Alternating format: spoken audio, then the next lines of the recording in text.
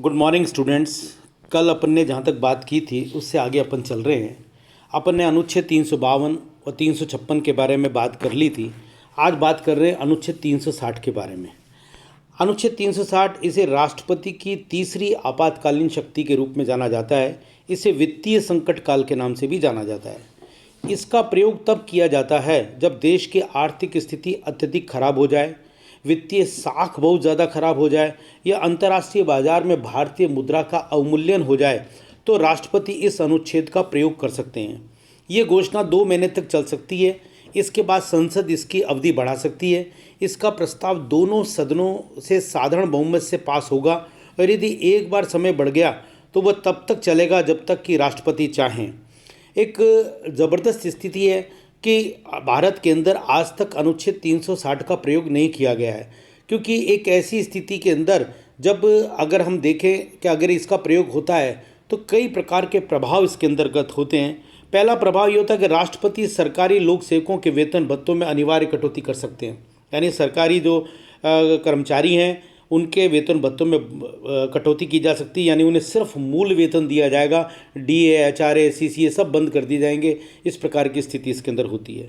Number 2, राज्यों के धन विधेयक राष्ट्रपति की वित्तीय शक्ति के अधीन आ जाएंगे। सारे के सारे धन विधेयक जो राज्यों के हैं वो राष्ट्रपति की वित्तीय शक्ति के अधीन आ जाएंगे। राष्ट्रपति चाहेंगे उसको पास करेंगे, जितना चाहेंगे उतना पास करेंगे, और जिस राज्य को जितना पैसा खर्च करना उस सारी स्थितियां पूरी तरह से राष्ट्रपति के अधीन हो जाएंगी। तीसरा, राष्ट्रपति वित्तीय औचित्य के सूत्र जारी कर सकता है।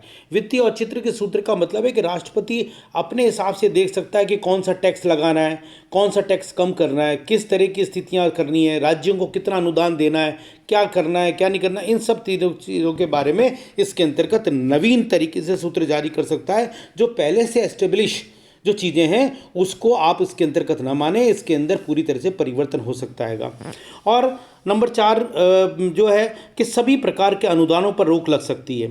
यानी कि सरकार 50 प्रकार के अनुदान देती है। उन अनुदानों के ऊपर आप आज की तारीख के अंदर किसी प्रकार की कोई दिक्कत नहीं होती, लेकिन अगर वित्तीय आपातकाल लग जाए तो अनुदानों पर तुरंत रोक लगाई जा सकती है। और उस कंडीशन के अंदर जो हम ये सोचते हैं कि ये तो हमारा अधिकार है, कोई अधिकार नहीं, सरकार चाहेगी तो देगी, नहीं चाहेगी तो नहीं देगी, इस प्रकार की स्थितियां इसके अंदर आ जाती हैं। और सबसे खतरनाक बात यह कि एक प्रकार से ऋण वसूली प्रारंभ कर दी जाएगी कि आपने अगर सरकार से ऋण ले रखा है, बैंकों से ऋण ले रखा है और सारी स्थितियां हैं तो सरकार इमीडिएटली उसकी वसूली प्रारंभ कर देगी।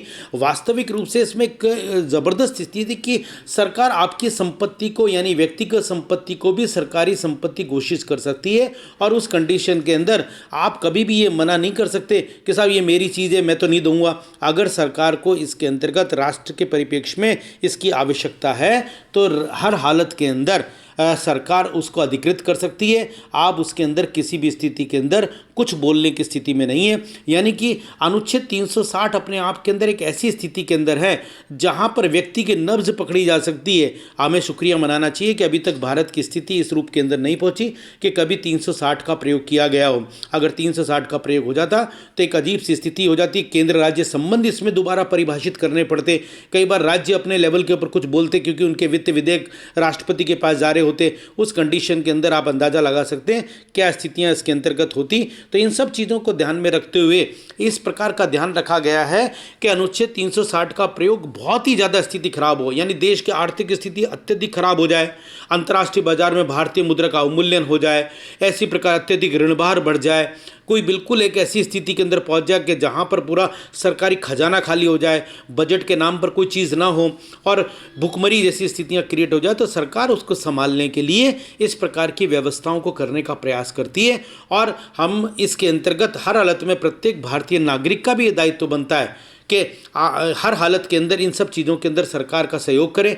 और ये एक अच्छी स्थिति है कि हमारी एक तरह से जोड़ने की जो प्रवृत्ति रही है और सारी स्थितियां रही हैं, चाहे अंतर्राष्ट्रीय बाजार के अंदर कितनी भी स्थिति खराब हुई हो, लेकिन भारतीयों की स्थिति अभी कोविड काल के अंदर भी अपन देखें तो भारतीयों ने एक प्रकार से अपनी उन स्थिति को संभाल के रखा है, क्योंकि भारत के लोग अपने आप के अंदर एक तरह से जोड़ने वाली प्रवृत्ति को जो मुख्य रूप से रखते रहे हैं, जहाँ पर कितना खर्च करना चाहिए और कितना खर्च नहीं करना होना चाहिए। इन सब चीज़ों को ध्यान में रखते हुए इससे देश एक तरह से समृद्धता की स्थिति के अंदर पहुंचने की स्थिति के अंदर होता आएगा, और इसी के कारण से इस प्रकार की स्थिति इसके अंतर्गत हुई है। और हम अंदाज़ा लगा सकते हैं कि अगर इसी तरह से स्थितियां रही तो हमें कभी भी 360 का प्रयोग करने की आवश्यकता नहीं पड़ेगी। आज यहाँ तक, बाकी बात कल। थैंक